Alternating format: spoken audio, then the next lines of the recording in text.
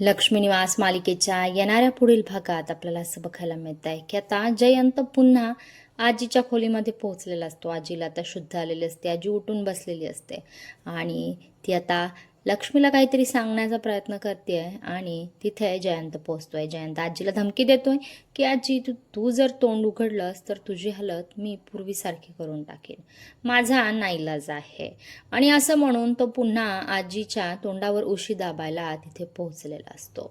सगळेजण बाहेर सिद्धू आणि भावनाच्या हळदीमध्ये गुंग असतात आणि याचाच फायदा घेत जयंत आजीच्या रूममध्ये पोहोचलेला. पण आजीला आता एनर्जी आणि ताकद सुद्धा आलेली असते. आजी आता जयंतचं तोंड धरते आणि त्याच्या डोळ्यामध्ये नख खुपसते आहे, जेणेकरून जयंतला खूप त्रास होतो आणि आजी जयंतला ढकलून देते आहे. आणि जयंतला डोळ्यामध्ये खूप आग होत असते. त्याला डोळे उघडणे सुद्धा मुश्किल झालेलं असतं. तो कसा बसा स्वतःचा जीव वाचवत तिथून बाहेर पडतोय आणि त्यावेळेसच लक्ष्मीने हे सर्व पाहिलेलं असतं.